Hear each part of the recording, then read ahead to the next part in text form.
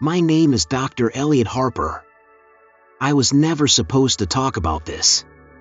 In fact, most of what I'm about to say never officially happened. But I've carried the burden for too long. And I don't think I'll live much longer. In 1976, 3 years after the world believed the last Apollo mission was completed, NASA launched one final, secret flight, Apollo 20. Its mission was simple on the surface, to explore a strange, unnatural structure spotted on the dark side of the moon during Apollo 15's flyby. But nothing about this mission was simple, and nothing was as it seemed. I wasn't a part of the original NASA crew. I was a civilian astrophysicist working with advanced lunar imaging for a defense contractor. One day, without warning, 2 men in dark suits arrived at my lab. They gave me no names. Just an envelope. Inside was a photograph. A black, jagged silhouette against the gray moon.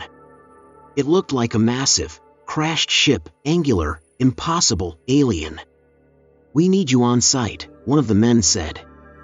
"You leave tomorrow." The launch site wasn't Cape Canaveral.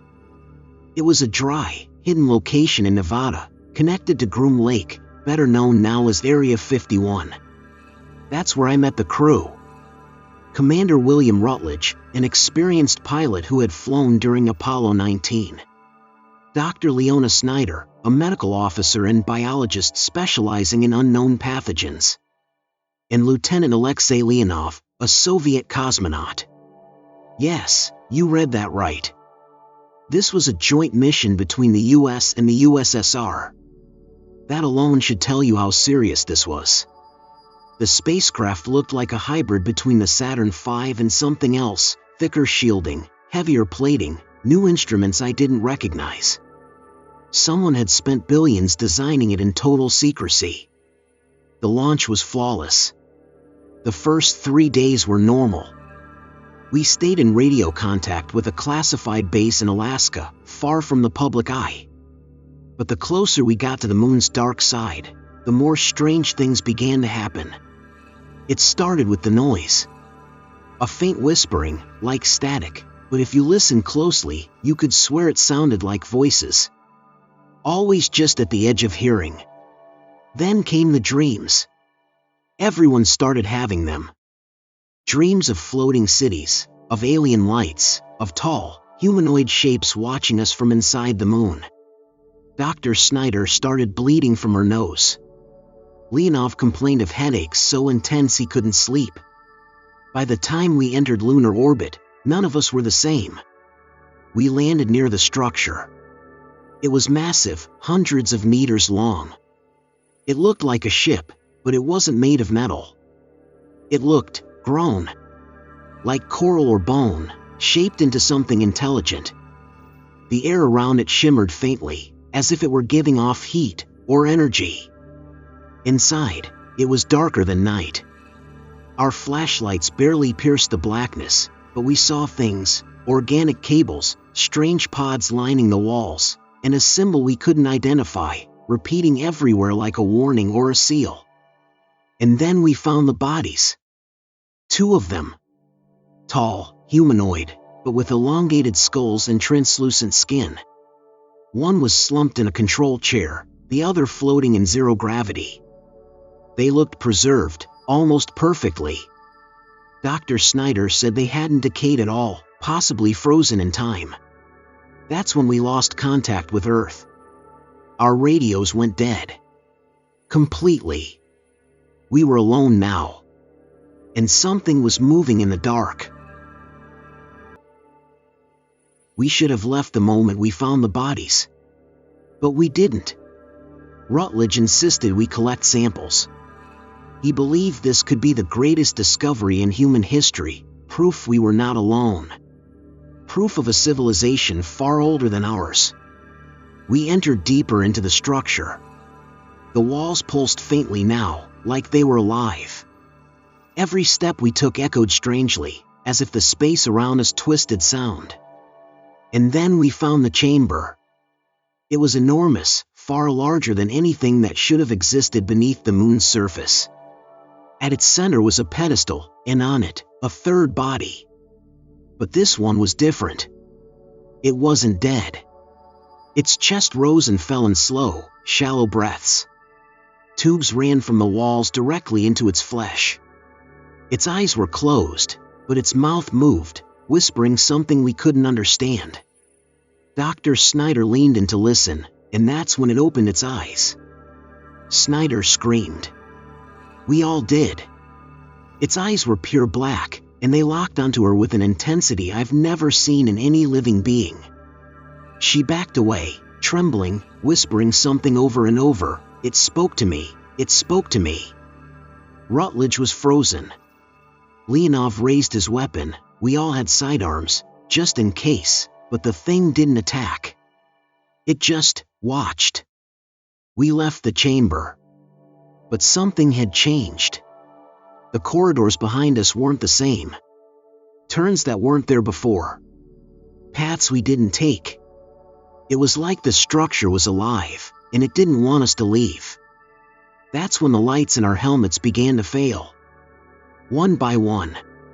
And then Dr. Snyder collapsed. Her veins were turning black. Her skin was boiling under the surface. She looked up at me and said, "It's inside now." She died in my arms 10 minutes later. And then she got back up. She wasn't Snyder anymore. Her body moved like a puppet, jittery, broken, unnatural. Leonov fired 2 shots into her chest, but she didn't fall. She spoke, but it wasn't her voice. It was deep, ancient, echoing. You opened the seal. You brought light where only silence should dwell. We ran. We didn't stop. The corridors twisted. The ceiling rippled. I swear the walls began to bleed. We made it back to the lunar module, dragging what gear we could. Rutledge hit the emergency ignition, and we launched back toward orbit, leaving Snyder, whatever she had become, behind. But we weren't free. Something had come with us. Back in orbit, everything seemed quiet. Too quiet.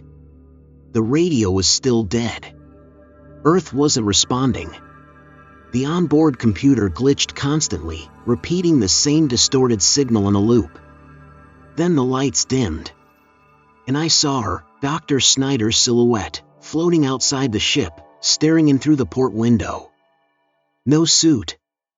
No helmet. Just her. Smiling.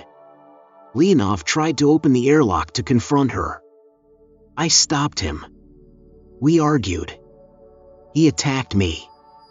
When I woke up, he was gone. The airlock was open.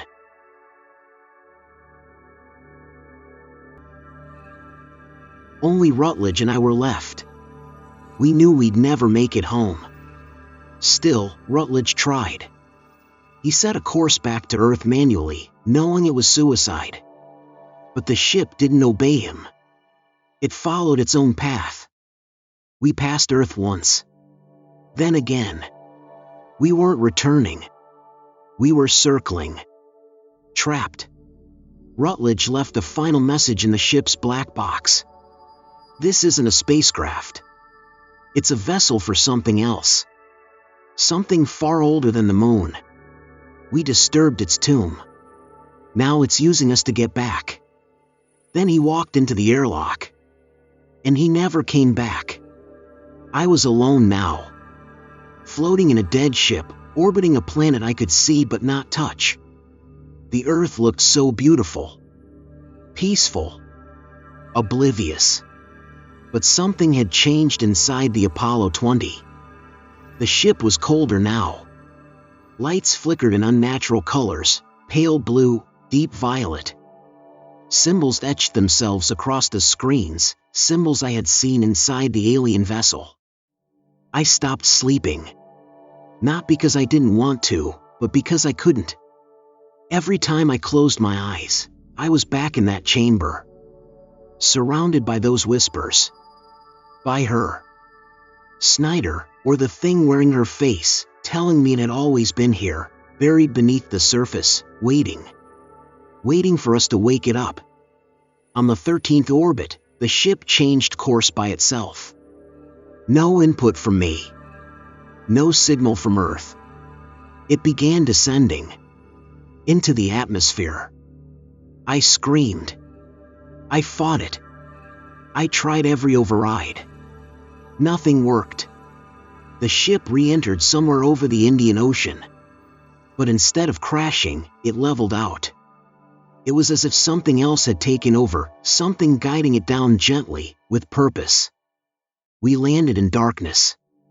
I blacked out on impact. When I awoke, the hatch was open. And I was no longer in the capsule. They found me in the desert. Somewhere in Central Asia.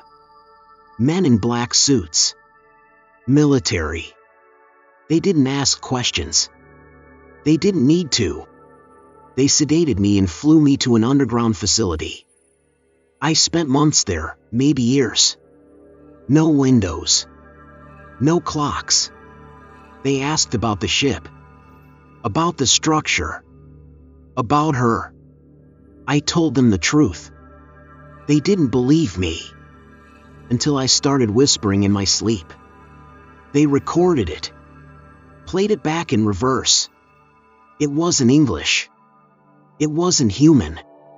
But it was a language. And whatever I was saying, it scared them.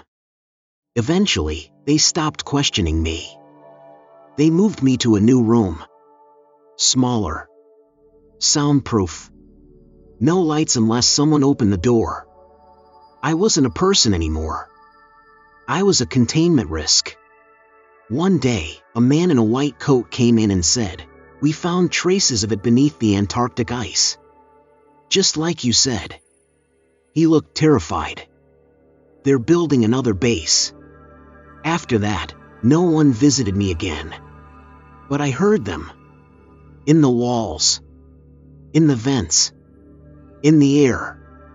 The whispers never stopped. I escaped in 1992. Don't ask me how. It doesn't matter. What matters is that I'm free now.